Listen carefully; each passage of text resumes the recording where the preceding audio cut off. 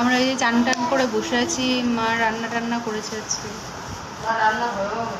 আর এই যে আরেকজন বসে আছে, এখনো চান করেনি, এই যে মাথা চুল করছে, উকুন টুকুন হয়েছে। আর আরেকজনকে দেখো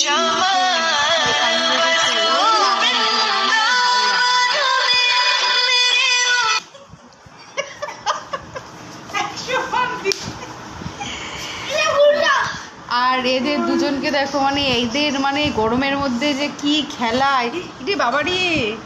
আর আরেকজন এই যে সিঁড়িতে উঠেছে। উড়ি বাবা, দেখো দেখো দেখো,